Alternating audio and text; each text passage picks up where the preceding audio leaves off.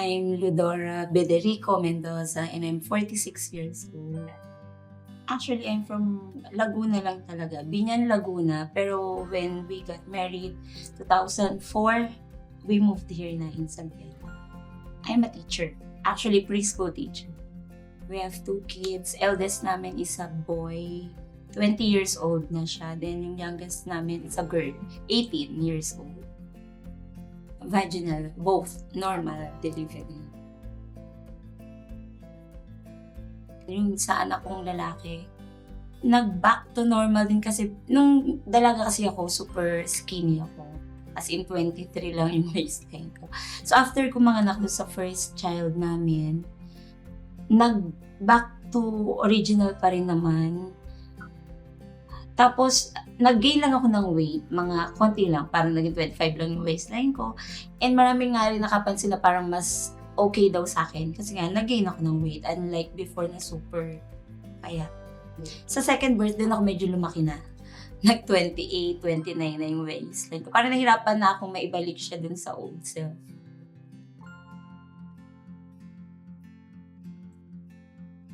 Actually, wala. Kasi nga mas happy ako na nag-gain ako ng weight. Kasi before, as in, lagi nilang sinasabi para akong kawayan. Ganon. Nung nanganak ako, nag-gain talaga ako ng weight. Kaya mas umokay sa akin. Siguro isa rin kaya parang naging okay ako nung time kasi na yung sa first baby ko. Marami akong co-teacher na same, na first time mom. Kaya nakakapag-sharing kami. Kaya nga nung nanganak kami, as in, magkakaklase sila sa school.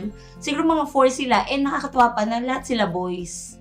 Tapos yun, lagi kami nakakapag-usap nga, sharing kami, ano nararamdaman, yung mga ganun. Kaya parang mas naging madali lang din sa amin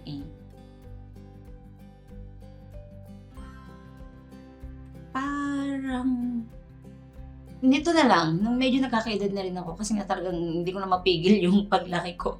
Ayan, minsan sasabihin na nga sa ban ko, nag-gain na nga daw ako ng weight. Okay din naman kasi, since siya nga, lagi siyang may medical, di ba? So, pag nag-exercise siya, yun, parang naging bonding na rin namin, nakikijoin na rin ako. Although, yun nga, parang naano ko rin na, lumalaki na nga talaga ako. Especially yung sa tummy.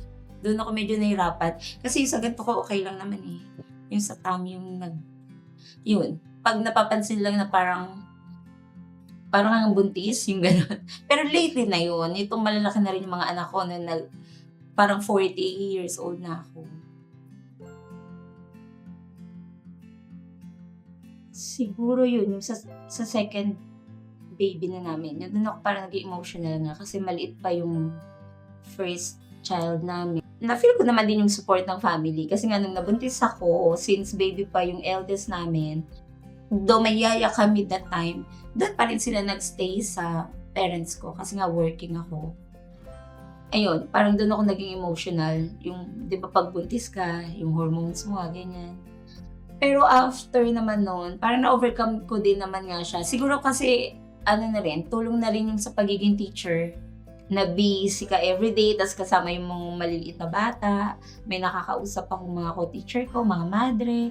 Yun, big help din siya. Kaya, parang na-overcome ko naman yung mga negative feelings ko dun sa pagbubuntis ko sa second baby. Parang wala naman. Kasi supportive naman siya. Although minsan, ginujoke nga niya ako na lumalaki na ako. Lalo dun sa nung nanganak na ako sa pangalawa. Hindi ko lang kung joke yun. Pero feeling ko joke lang.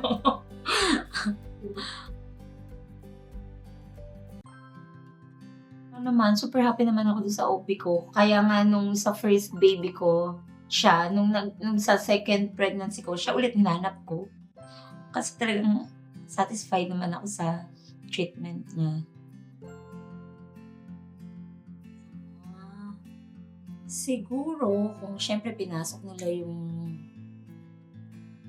pag-aasawa, dapat talagang ready sila emotionally. Financially, magagawa naman ng paraan, magsipag lang, di ba? So, yung emotions talaga yung dapat i-prepare nila na basta nag-asawa, expect na pwede silang magka-baby anytime. So, dapat din talaga pati yung physical health mo, okay ka, ready ka. Tapos, dapat ano din sila, parang open sila, especially sa partner nila, kung ano yung mga nararamdaman nila.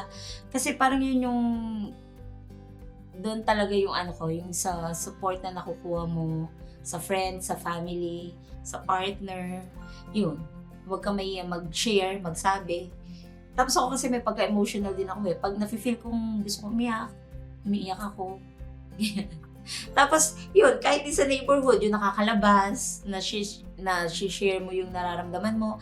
Tapos, hindi ka mag-isang nag-aalaga ng baby.